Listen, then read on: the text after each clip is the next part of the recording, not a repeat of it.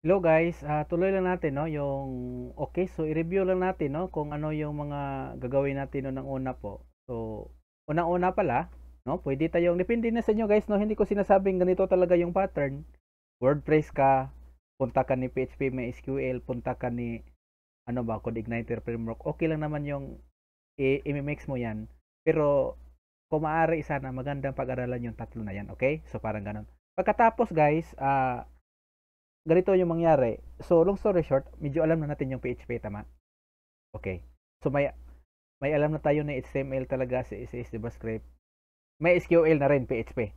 So, powerful yung mga programming languages na yan, guys, kasi nga tingnan nyo, makagawa na tayo ng application natin. Okay? Tapos may sinabi pa ako na form. Pang-apat ko na tips, guys, pwede rin mag-practice tayo ng React.js, okay? Ang kagandahan kasi ni React.js, guys, single page application lang siya kasi tingnan nyo, guys, no? Halimbawa, ganito siya. Ah, halimbawa guys, search tayo ng fish, 'di ba? Halimbawa lang, no? Oh, so ito yung mga ginawa-gawa ko rin ito guys, no, as a sample lang para makita nyo. So lalabas yung recipe nga na ito yung fish natin kung gusto mo yang gawin. So guys, no, kung kayo ay mahilig kayo magluto-luto, no? So pwede niyo i-visit yung ano, recipe my app, Netlify app. Ako yung may gawa-gawa po diyan. So pwede niyo yang ano, halimbawa gusto niyo ng lemon juice. Okay? So lalabas yung lemon juice guys. Ayun. Is yan mga paano yung galawan po diyan, 'di ba? So anyways, para maposible yan, yung tanong is medyo tama, magandang ayan yung tanong is paano ako magsisimula diyan? React.js. Magandang tanong. So type tayo dito sa YouTube ulit, no? React.js crash course. Okay? Halimbawa lang.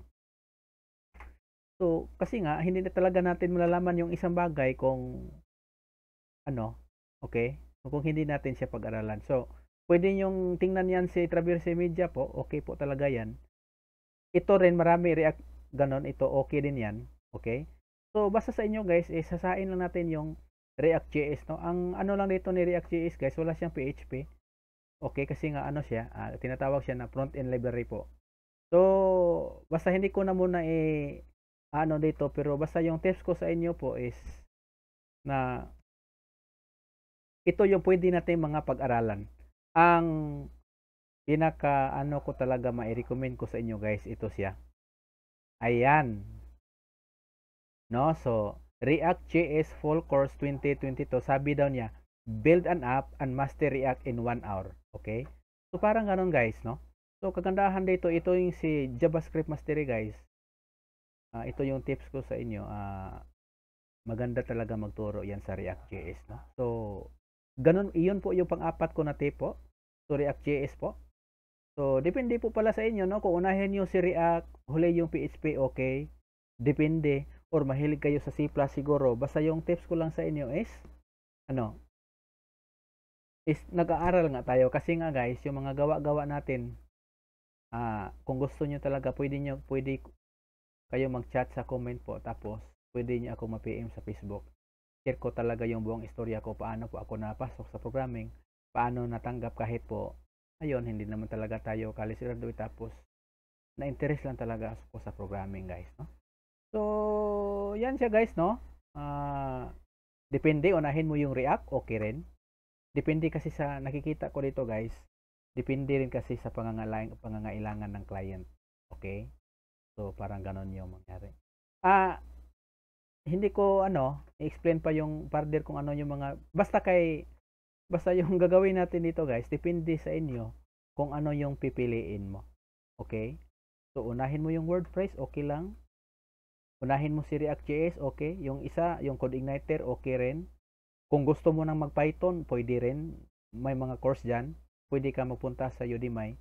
Yung point ko lang dito is, yung mga project natin, maliit man yan o malaki, halimbawa ito, pwede na natin itong ilagay sa resume natin.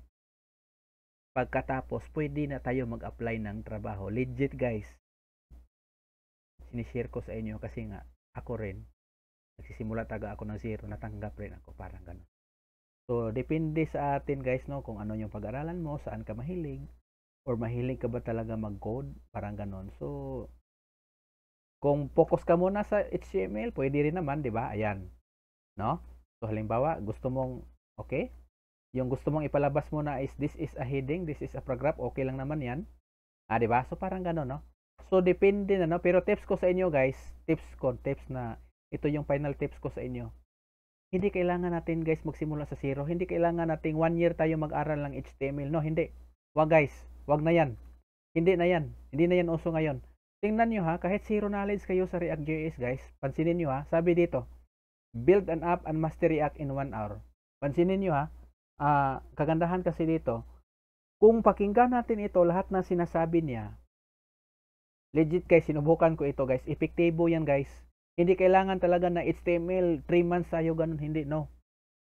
Ang kailangan natin gawin is maano tayo, yung ano ba yung ano ba yung sa Tagalog, ano yung term? Tayo ay parang yung kamay talaga natin, magko-code talaga tayo. Tayo talaga yung ano, parang ganun yung mangyayari, guys, no. Kung sa ano pa, para tayong farmer ba, di ba? So ibig ko sabihin is magsisikap talaga tayo. Tapos, guys, hindi kailangang from scratch talaga na ay hindi pa ako mag-alam ng sinasabi kasi ng iba ay mag HTML ka muna, basic, no. Hindi na, guys. Sa totoo lang, share ko, ika-guarantee ako, guys.